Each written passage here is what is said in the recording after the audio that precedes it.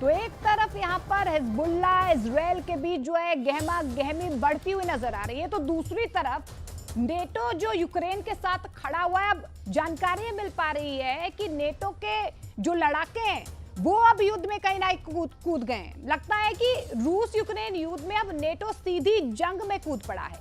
Putin के वफादार Chechen लड़ाकों ने कुर्स्क में कुछ ऐसे लड़ाकों को जिंदा पकड़ लिया है जिन्हें नेटो का बताया जा रहा है।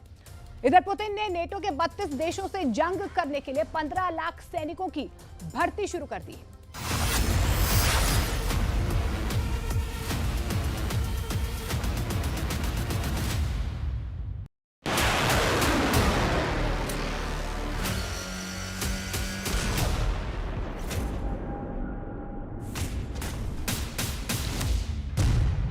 कुर्स्क में कूदा नेटो, रूस से सीधी जंग शुरू।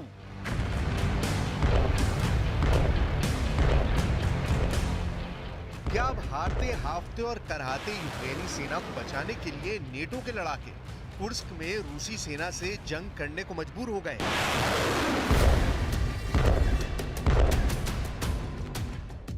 पहले आप कुर्स्क में पकड़े गए नेटो के इन लड़ाकों के चेहरों को गौर से देखिए,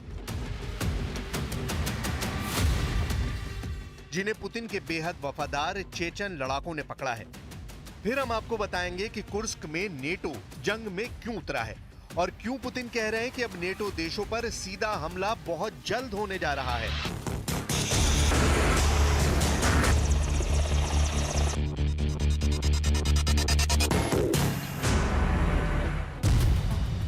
पुतिन का आदेश, नेटो से सीधा युद्ध। 6 अगस्त 2024 को रूस के कुर्स्क में यूक्रेनी सेना ने बड़ा हमला करके पूरी दुनिया को हैरान कर दिया था। नेटो के टॉप कमांडर्स तक यूक्रेनी सेना की जमकर तारीफ कर रहे थे।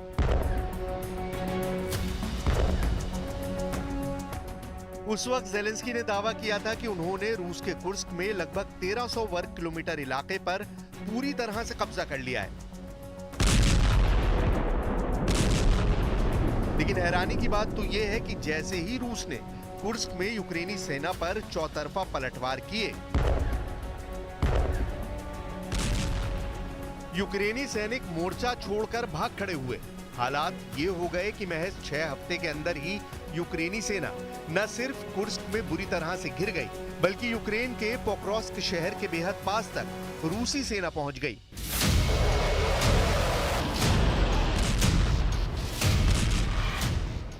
ऐसे हालात में नेटो ने अचानक जंग में अपने ऐसे लड़ाकों को उतार दिया जिनका रिकॉर्ड मिलना बेहद मुश्किल है। लेकिन अब चेचन लड़ाकों की अखमत स्पेशल फोर्स ने ऐसा धमाका किया है कि नेटो के होश उड़ गए। जरा ये वीडियो देखिए जिसमें अखमत स्पेशल फोर्स के चेचन कमांडर अबिस यारुनुश अलाउद्दीनोव ने बहुत बड़ा दावा किया है। अलाउद्दीनोव का दावा है कि इस वक्त कुर्स्क में रूसी सेना पर नेटो की गुप्त फौज हमला कर रही है। अलाउद्दीनोव ने एक वीडियो में यह साबित करने की कोशिश की है कि कुर्स्क में सैकड़ों नेटो के भाड़े के सैनिक मारे गए हैं, जबकि कई नेटो लड़ाकों को चेचन लड़ाकों ने पकड़ लिया है। चेचन कमांडर अलाउद्दीनोव ने यह भी दावा किया है कि ज़ेलेंस्की पूरी तरह से नेटो की एक कठपुतली बनकर रह गए हैं। These are the same people who were supposed to march straight to Moscow. How long have you been at the front with us? It turns out I was in training for 35 days. You were mobilized, right? Yes, yes. Which month? In early summer, it was the guys from the draft office who took us. They've realized the truth now. They don't have any other options because even if they wanted to retreat, there are barriers behind them that would shoot them if they tried to turn back.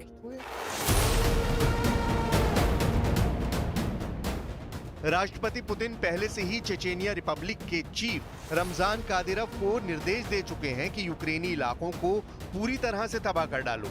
रूसी सेना और Chechen लड़ाकों के double attack को यूक्रेनी सेना और NATO के लड़ाके झेल नहीं पा रहे हैं।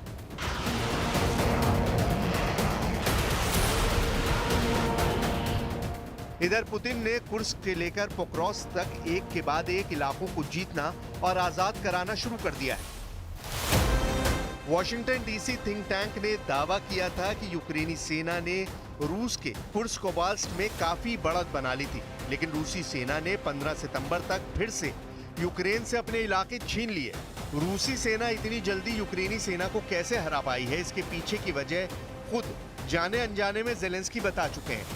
ज़ेलेंस्की ने कहा था कि पिछले हफ्ते लगभग 35,000 रूसी सैनिकों ने कुर्स्क में यूक्रेनी सेना पर हमला किया है। ये संख्या कुर्स्क में यूक्रेनी सेना के मुकाबले 2 गुनी है। इधर अमेरिका ने अनुमान लगाया है कि रूस को कुर्स्क को पूरी तरह से जीतने के लिए 20 ब्रिगेड और 50,000 सैनिकों की जरूरत होगी। कुछ रिपोर्ट्स में दावा किया गया है कि रूस को पहले ही पता चल चुका है कि रूस के खिलाफ नेटो के सैनिक यूक्रेन की तरफ से लड़ रहे हैं, इसलिए पुतिन ने विनाशक युद्ध की तैयारी शुरू कर दी है।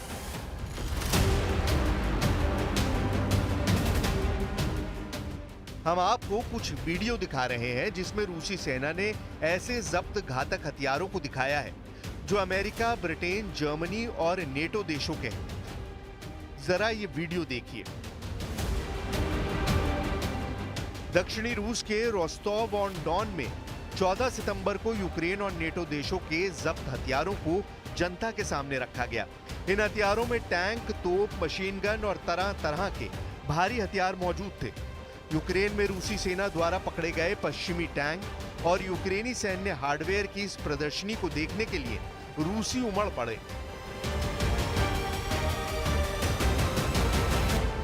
Мотивация у людей только растет, люди желают, люди готовы защищать свою родину, потому что очень много информации доносится до людей напрямую, поэтому, основываясь на нее, они приходят к нам делать свою работу.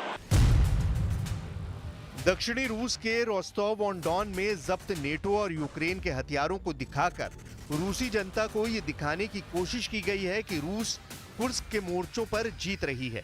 पुतिन ने एक हफ्ते पहले ही रूसी सेना में नई भर्ती को 1,80,000 से बढ़ाकर 15 लाख सैनिकों की भर्ती करने का आदेश दे दिया है।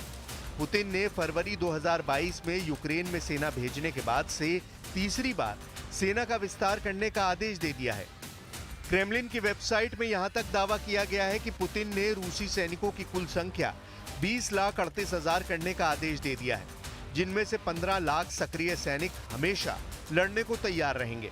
यानी कुर्स्क में नेटो और यूक्रेन को पुतिन पूरी तरह से रौंदने लगे हैं। इधर कमांड सेंटर में टॉप कमांडरों के साथ मीटिंग कर रहे पुतिन ने एक बार फिर से ऐलान कर दिया है कि रूस को बहुत बड़ी और भयानक परमाणु जंग करनी पड़ सकती है।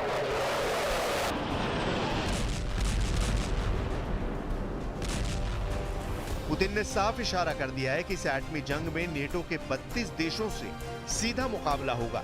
इस जंग को वही जीतेगा जो सबसे पहले परमाणु मिसाइलों और बमों से हमला करेगा।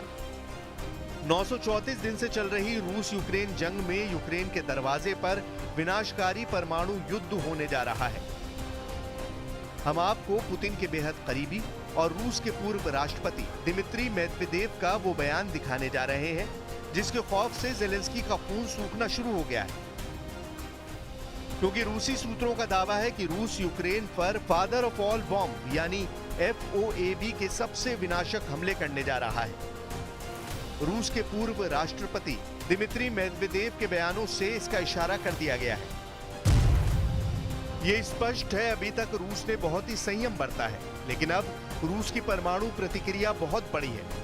ये फैसला काफी जटिल है जिसे बदला नहीं जा सकता है। कई अहंकारी मंदबुद्धि वाले देश हैं जिन्हें समझ नहीं आ रहा है कि रूस के धैर्य की परीक्षा लंबे वक्त तक नहीं ली जा सकती है। Нагнетание и еще один шаг к серьезному конфликту в Европе и глобальному конфликту. Им это нужно? Ну, пожалуйста. Мы все равно будем делать так, как мы считаем нужным, вне зависимости от того, кто находится на территории Украины. अगर पिछले 72 घंटों की बात की जाए तो राष्ट्रपति ज़ेलेंस्की के लिए 2.5 साल से चल रही जंग भस्मासुर बनती जा रही है।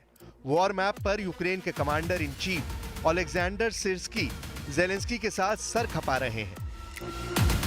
इधर नेटो देशों की मीटिंग में अमेरिका, ब्रिटेन, जर्मनी जैसे यही तय नहीं कर पाए हैं कि यूक्रेन को लंबी दूरी की मिसाइलें दी जाएं या नहीं।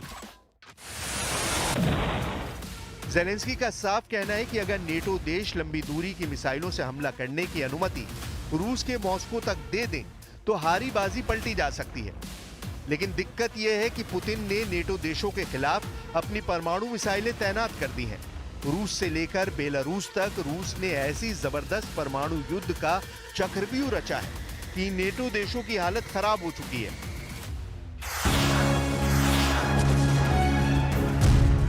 बमों के बाप से यूक्रेन पर हमला।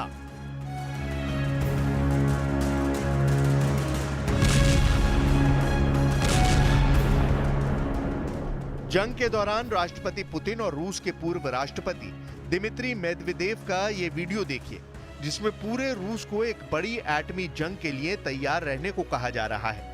पूर्व राष्ट्रपति दिमित्री मेदवेदेव का हम आपको वो बयान भी दिखाते हैं जिसमें उन्होंने एक ऐसे बम से हमला करने की बात कही है जिससे पूरा यूक्रेन एक विशाल गड्ढे में बदल जाएगा, या ये कहें कि रूस बमों के बाप के नाम से मशहूर फादर ऑफ ऑल बॉम्ब से यूक्रेन को भाप बनाकर उड़ा देगा।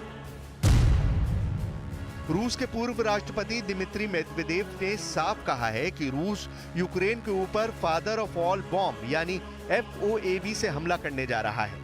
फादर ऑफ ऑल बॉम्ब किसी परमाणु बम से कम नहीं होता है, इसलिए मेदवेदेव ने यूक्रेन को धमकाते हुए कहा है कि यूक्रेन में जिस जगह पर रूसी शहरों की मां खड़ी थी वहां एक विशाल धब्बा रह जाएगा। यहाँ ये जानना जरूरी है कि मेदवेदेव रूसी शहरों की जिसे मां कह रहे हैं, तो इसका सीधा मतलब यूक्रेन का कीव है। यूक्रेन की राजधानी कीव को mother of all Russian cities कहा जाता है, यानी रूस अब यूक्रेन की राजधानी कीव पर बमों का बाप यानी FOAB बम से हमला करके